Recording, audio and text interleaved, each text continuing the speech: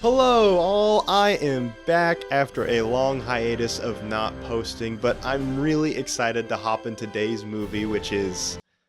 Well, I was excited. Okay, but maybe I'm being a little bit harsh on Captain America: Brave New World, because it was better than I expected, but still not that good.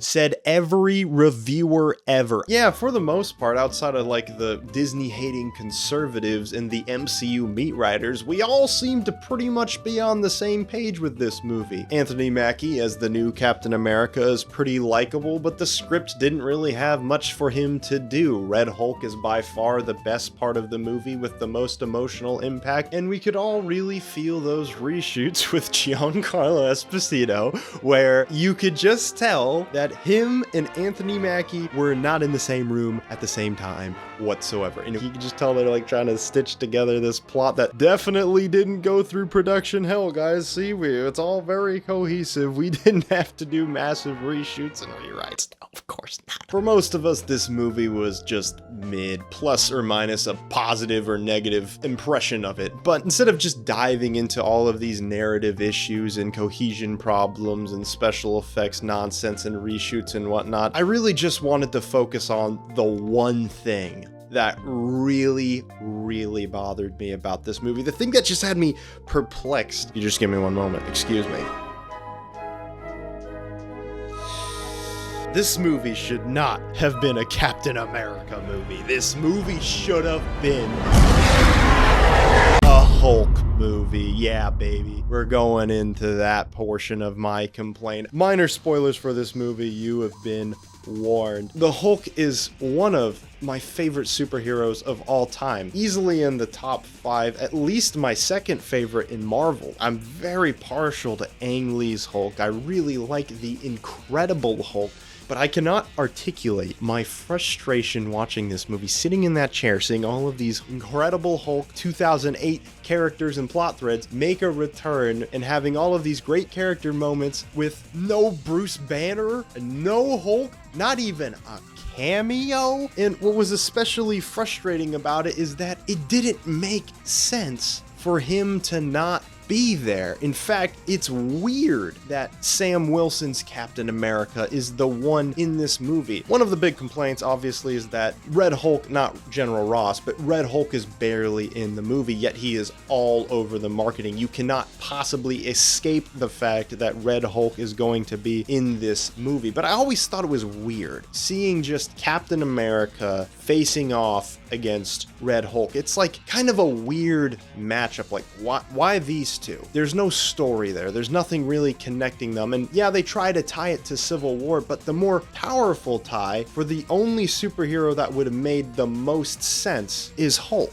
Hulk versus Red Hulk. And I'm seeing Sam Wilson being like, yeah, I'm not sure if I trust President Ross because one of my main concerns is that he tracked down my friend Bruce Banner for years and hunted him. And I was thinking like, this would have landed a lot better if Bruce Banner was the one talking to President Ross. I couldn't help but think to myself when President Ross is talking about how much he loves Betty and he wants to prove to her that he was the man that he once was and try to win her back, that emotional speech would have hit a lot better if Bruce Banner, Betty's love interest, was there, because he could understand that. That's what always connects Ross and Hulk in the comics, is their love of Betty, despite them being so different. And you could have had a really interesting depiction of that. We have not seen Mark Ruffalo's Bruce Banner interact with General Ross at all. The time you bring him back as the main villain, you choose Falcon.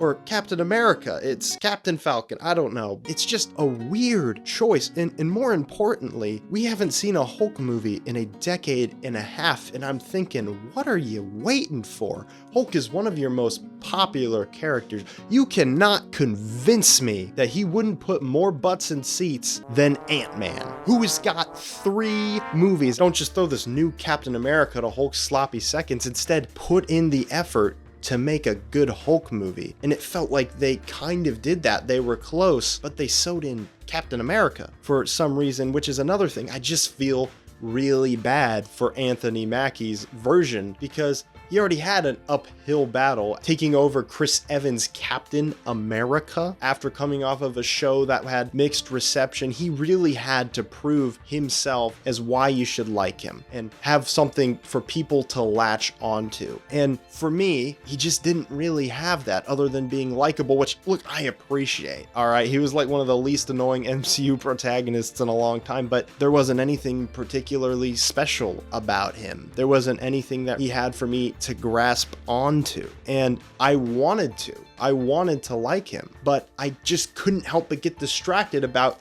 he's in the wrong movie to show that he's his own man because he's in a Hulk movie. And so it's just heartbreaking for me to see them waste all of these potential Hulk villains on this Frankenstein thrown together last minute stitched together bull crap that was tailored for the Hulk.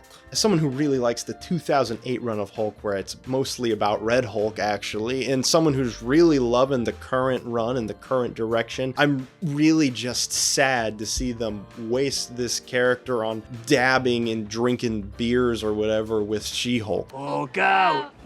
Bruce. Damn. Oh my god! Oh jeez, oh my god! He's so wasted. He's got so much potential, so much depth. I mean, you have a superhero whose gift is a burden. It's a curse. It's not necessarily something that is this benefit that they decide to do the right thing with. He can't get rid of it. And I know he kind of has in the MCU, but read the first issue of the new Incredible Hulk run and you'll see that that problem could be easily resolved. When you have a character that takes inspiration from Frankenstein, the Wolfman, Jekyll and Hyde, all of these classic horror influences, the dichotomy of man, good and evil, yin and yang. Just listen to director Ang Lee talk about his Hulk project. Well, he's the alter ego. He's the subconsciousness, so to speak, because there's probably not such a thing. It's very unsettling. It's enigmatic. And of course, it's big and green. Just listen to Edward Norton talk about the Incredible Hulk movie and how there's all of these interesting ideas that just got cut down for time there that weren't able to be fully capitalized on. Hulk is like Prometheus, right? The guy who steals fire from the gods for people, but he gets burned doing it and is cursed. The Hulk is a really interesting character where you can also capitalize on just the base appeal of having this rage berserker monster go wild that is just a lot of spectacle. I don't know if it's because of prices. Maybe the Hulk's too expensive for his own movie. I don't know if it's a rights issue. I don't know if they just don't know how to write something interesting for the Hulk at this point. But it's super irritating to me as I'm like, your best superhero, in my opinion, hasn't had a movie since 2008, and you guys are just letting him sit on the shelf. Do something with the Hulk, Marvel. He deserves it more than anyone. And if you're going to do another Captain America movie, which, to be honest, I hope you do, just make it a Captain America movie. Have Captain America villains, or at bare minimum Falcon villains. I don't know who those are. It's your job to sell me on why they're good characters, instead of just taking characters from a superhero that I like while allowing that superhero to lay dormant. But I'm really hoping that that inner rage will finally come out and we'll get to see another version of the Hulk sometime soon in the future.